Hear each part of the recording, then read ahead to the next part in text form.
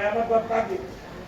علی ذوالفقار جیسی تلوار کو اپنے ہاتھ میں لے کر استعمال کرتے کرتے گائے کی طرح چھاٹتے ہوئے کفر کو اور شرک کو بڑھے آگے. اور آگے بڑھنے کے بعد دیکھا رسول اللہ کو اپنے دونوں ہاتھوں میں اٹھایا اور اٹھانے کے بعد بلند کیا اور بلند کرنے کے بعد کہا این تفرون، کہاں بھاگ رہے ہو؟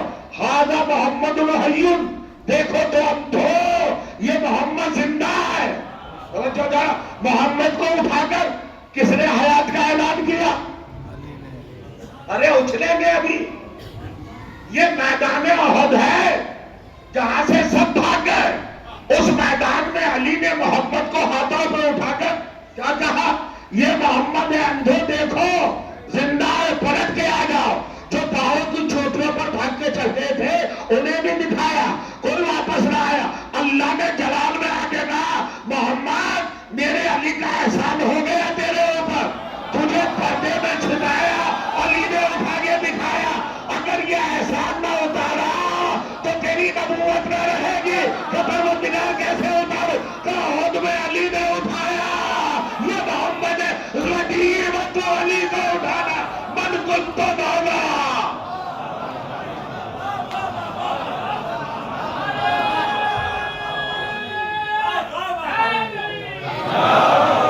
اچھا یہ طے کرو احد میں ہو یا غدیر میں ہو؟ مجھے تو لگ رہا احد میں ہے.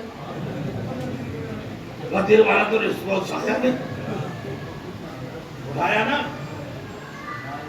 ھذا محمد حی فانظروہ، دیکھو ٹھیک ہے. اب بس منزل ہے، قیامت کی منزل ہے. کیا بات ہے صاحب؟ جب لوگوں نے پوچھا بڑی بڑی پرسنالٹیز سے، وی آئی پی بڑے بڑے جناب تھے، پوچھا ان سے اے بھائی رسول کو چھوڑ کے جو بھاگے تھے؟ تم نے تو کمٹمنٹ کیا ہوا تھا، وعدہ کیا ہوا تھا کہ چھوڑیں گے نہیں، مر جائیں گے، تو بھاگے کیوں؟ کہنے تم نے نہیں دیکھا وہ حضرت جبرائیل کہہ رہے تھے محمد قتل ہو گئے. کہ قربان جائیں آپ کی سماعت کے. ارے وہ جبرائیل نہیں تھا، شیطان تھا. تو جو محمد کی زندگی میں جبرائیل اور شیطان میں فرق نہ رکھے، وہ بعد رسول حق کیا ہے اور باطل کیا ہے یہ کیا بتا پائیں گے؟ اور ہم تو خوش ہیں بھائی، ہم نے تو 2 رکعت نماز پڑھی، شکر جمعہ میں تو خود آپ جانتے ہو عمل بھی کرتے ہیں، سب کچھ کرتے ہیں، بڑے بڑے عمل کرتے ہیں. مگر قیامت میں اللہ نماز کے ساتھ نہیں بلائے گا، روزے کے ساتھ نہیں بلائے گا، حج کے ساتھ، نبی رسول کسی کے ساتھ نہیں بلائے گا. کس کے ساتھ بلائے گا؟ سورہ بنی اسرائیل ریفریش یاد کر لیجئے گا، 17واں سورہ 71ویں آیت 71. یوم ندعو کل اناس، قیامت کے دن امام کے ساتھ بلائیں گے. اب جو جس کو اپنا امام مانے گا اسی کے ساتھ جائے گا، جس کو فالو کرے گا. جو وقت کھانے والوں کو فالو کرے گا وہ ان کے ساتھ جائیں گے، اور جو وقت کا تحفظ کرنے والوں کے ساتھ ہوں گے ان کے ساتھ. جس کو مان لو، جس کی پیروی کر لو اس کے ساتھ بلائے جاؤ گے، اعمال کے ساتھ نہیں. تو چاہتا ہوں جسے تم نے اپنا رہبر چنا اس کے ساتھ جاؤ گے. تو یہ کب جائیں گے بھائی؟ ووٹ کرب پر ریلی ہوگی اس میں جائیں گے، انڈیا گیٹ میں دھرنا ہوگا اس میں جائیں گے. کہاں بلا جائیں گے؟ ہوگا نہیں پھر سے قیامت کا دن. تو قیامت کب آئے گی کہیے تو پتا نہیں. تو اب جھگڑ رہے ہم بھائی آپس میں بہت مسلمان کہ تمہارے والے غلط، وہ کہہ رہا ہے تمہارے والے غلط. ارے دیکھو غلط صحیح کو کیوں بجاؤ گا؟ تم بوٹھے پڑے ہو، اپنا نقصان کر رہے ہو. اللہ نے قیامت سے پہلے ہی ٹریلر دکھا دیا، چانس بتا دیا. کہ دیکھو قیامت میں کون کس کے ساتھ جائے گا. غور کریے گا. اب ایک آیت پڑھ دوں, اجازت دو تو. سورہ آل عمران. اور بھائی کرام سنیں جلال حق دیکھیے ضرور صاحب عجیب منظر ہے. سورہ آل عمران اس کی آیت پڑھ رہا ہوں میں. اچھا آیت کا نمبر یاد نہیں, اگر آپ کو ہو تو آپ بتا دیجئے.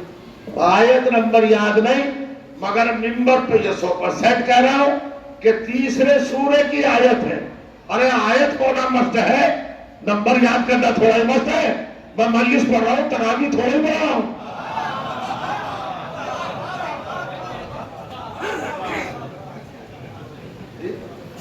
کمال ہے بھائی شادو صاحب, عجیب بات ہے. تو اب قرآن کی آیت کہتی ہے اِذْ تَلْوُونَ اِذْ تُسْعِدُونَ وَلَا تَلْوُونَ عَلَىٰ أَحَدٍ وَالرَّسُولُ يَدْعُوكُمْ فِي أُخْرَاكُمْ. اجازت ہے ترجمہ کرو.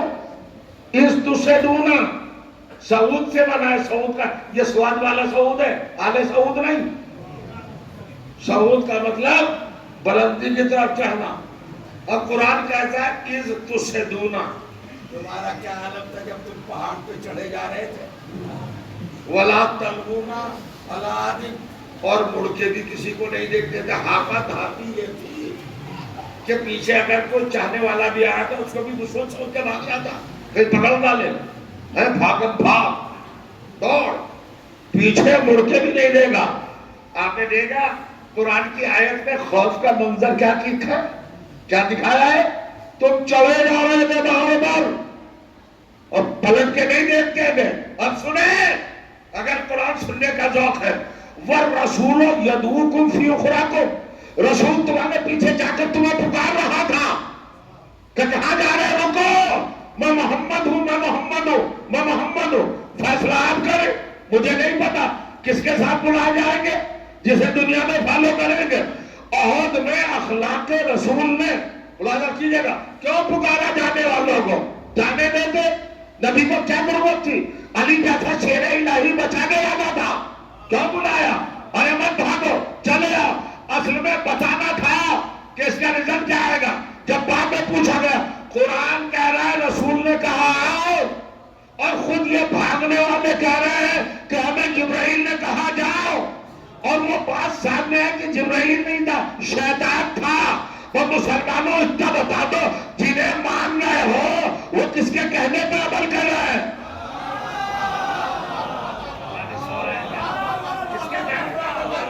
کس کے کہنے پہ چلے. کچھ لوگ ہوتے جو شیطان کے کہنے پہ چلے تو شیطان کو فالو کیا نا, اور کچھ لوگ ہوتے جو رسول کے کہنے پہ رہے تو فیصلہ تو ہو گیا. جو عہد میں جس کے ساتھ تھا قیامت میں بھی اسی کے ساتھ ہوگا. چلے گئے. سب کفار کی مشرکین تھی, اتنی تکڑی تھی. سنو گے, بھاگنے والوں میں جو سب سے پہلے واپس آیا ہے وہ 3 دن کے بعد آیا. اچھا رننگ میں تو اس وقت آئی 3 دن کے بعد, اور باقی کوئی 8 دن کے بعد, 9 دن کے بعد. اب ایک جملہ کہنا چاہتا ہوں, سیرت رسول, اخلاق رسول شاید کسی لائق ہو, وقت بھی ہو چلا ہے, منزل ہے, عجیب منزل. کوئی 3 دن کے بعد آئے, کوئی 8 دن کے بعد آئے, کوئی 10 دن کے بعد آئے, اور آ کے کلین ہو کے بڑھیا اود لگا کے پرفیوم رسول کی پس میں آ کے بیٹھے. رسول نے ایک سے بھی نہیں پوچھا شہزادوں کیوں گئے تھے, نہیں پوچھا.